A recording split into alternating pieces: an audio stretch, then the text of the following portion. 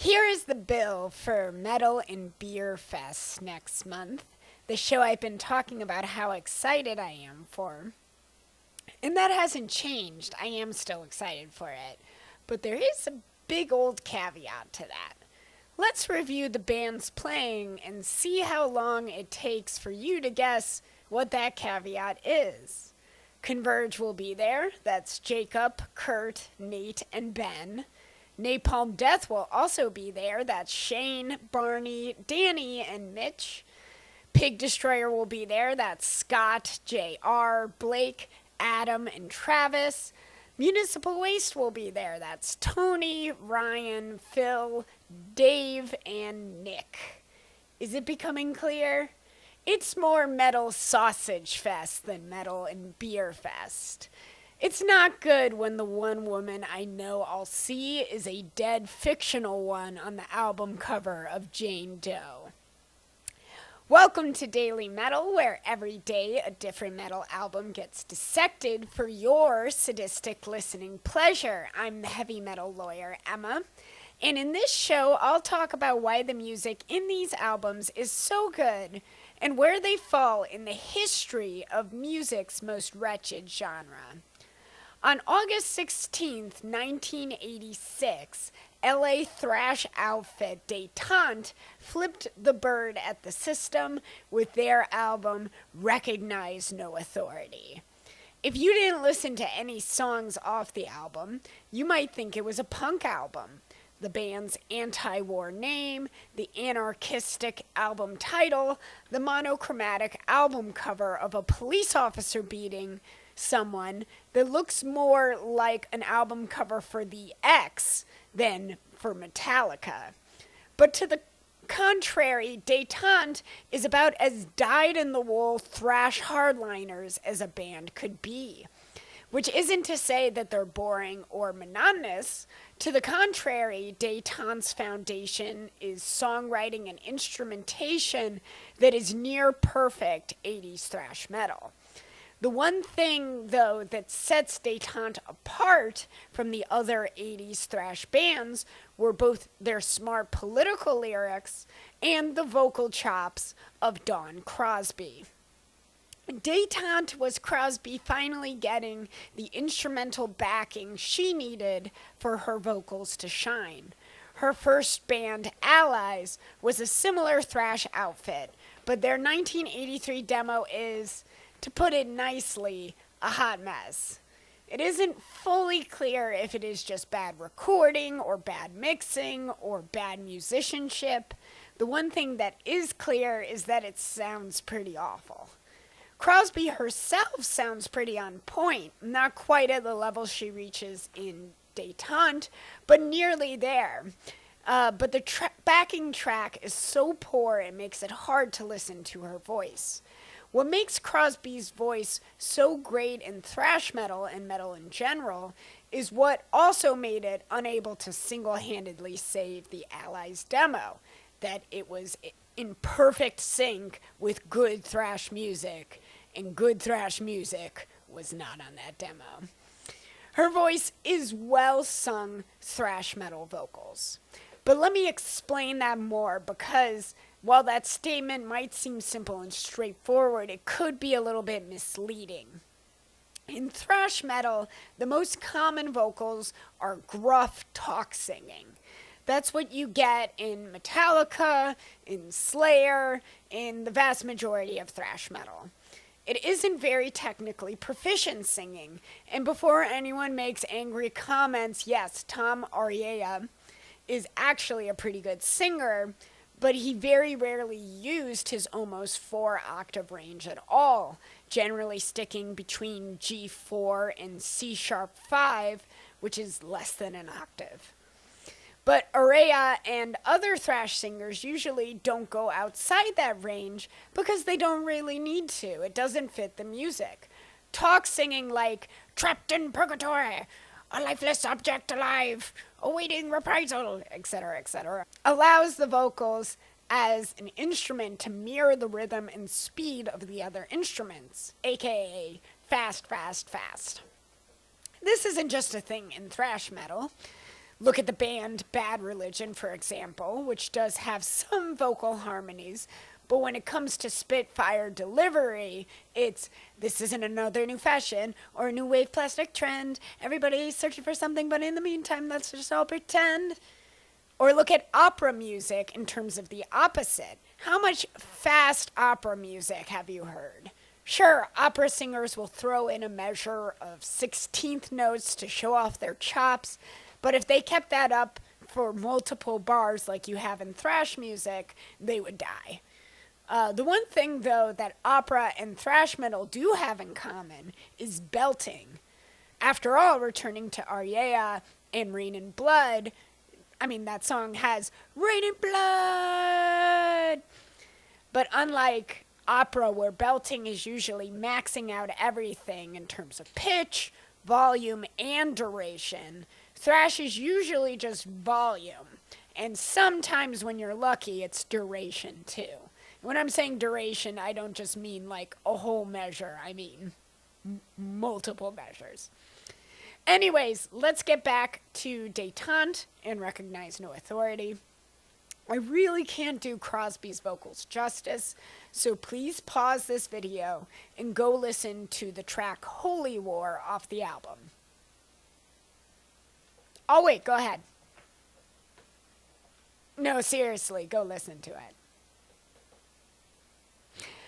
Alright, so right off the bat with this song, Dawn Crosby lets you know what she's got. She freaking belts it. But unlike a lot of thrash singers, she doesn't just do one note. Blood! And the note that most of the vocals are in. She both crescendos, which for people who don't know music theory means she gets louder, and goes up and down the scale. I'm not a vocalist, so I'm probably off in my estimation of this, but it sounds like she goes up about a half an octave and then goes down 1.5 octaves.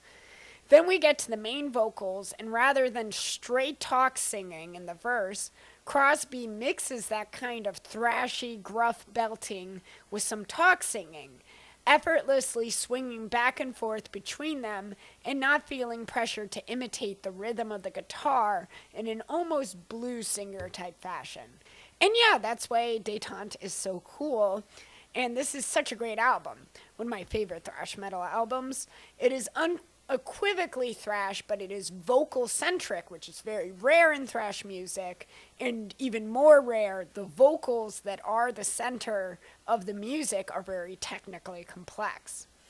Certainly Crosby isn't the only person to do this, but it is very uncommon, and her particular way of doing technically complex vocals in thrash metal isn't something that I've heard elsewhere.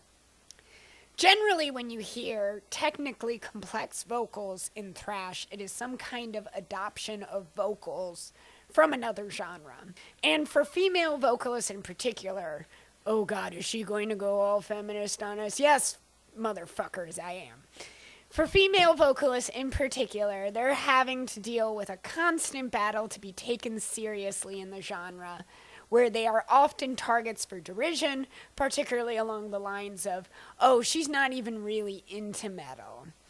Which, the thought that a woman would bother to spend so much time playing in a metal band and not be into metal is pure insanity. And Dawn Crosby herself is a great example of how this idea that women aren't into metal because it isn't frilly or pretty enough, blah, blah, blah, is total bullshit, because in her band after Détente, which is called Fear of God, the first album was more like gothic heavy metal, and then when she reformed the band under her control for the second album, this time under her control, was thrash metal. So suck it, sexist losers. Anyways, I got a little bit lost in my feminist killjoy tangent. Oh yeah. Female vocalists have to constantly struggle for legitimacy, and the easiest way to do that is what I would call the Margaret Thatcher approach. Act like a man without going so far as to be gender non-conforming, which would make men uncomfortable. Men are incredibly fragile little beings.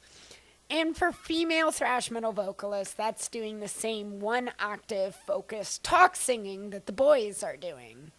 So detente is extra great in my book because Dawn Crosby not only fronted a great thrash metal band, but she did it in a way that was very much her own, unarguably heavy and hard and true to the sound of the genre. To do that as any musician is impressive. To do that as a woman in metal is insanely impressive.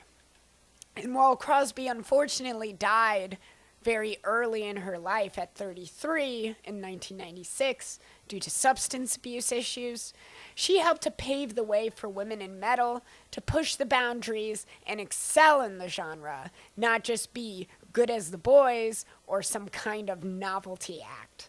And that's why stuff like Metal and Sausage Fest that I was talking about earlier is really frustrating, because today isn't like when detente was playing. Today isn't the 1980s. Due to the hard work of the few women in metal in the 1980s, like Crosby, who worked so hard to be good enough to be considered legitimate and push the boundaries of the genre.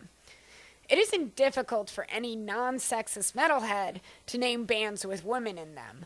Windhand, Kylesa, Hemorrhage, Electric Wizard, Acid King, Cretin, Hears, Code Orange, Oathbreaker, Blackwater, Holy Light, Requiem, Boris, I Set to Kill, Cloud Rat, Frozen Crown, Disrupt, Electric Citizen, Rape Revenge, Fuck the Facts, Employed to Serve, Girl School, Rock Goddess, Gouge Away, King Woman, Pupil Slicer, Mortality Rate, Mammoth Weed, Wizard Bastard, no, I'm not going to stop, Royal Thunder, Shy Godwin, Scarp, Slant, Stalin's War, Succumb, Venom Prison, Vile Creature, and many, many more. Hell, if you're really going to insist on an all-boy band, at least get one that collaborates with women like Thou. Could the all-male lineup be a coincidence due to bands with women simply turning down invitations to play at Metal and Beer Fest? Sure, I guess so. But the probability of such a coincidence happening goes down dramatically when you're inviting more than like 2 bands with women in it to play.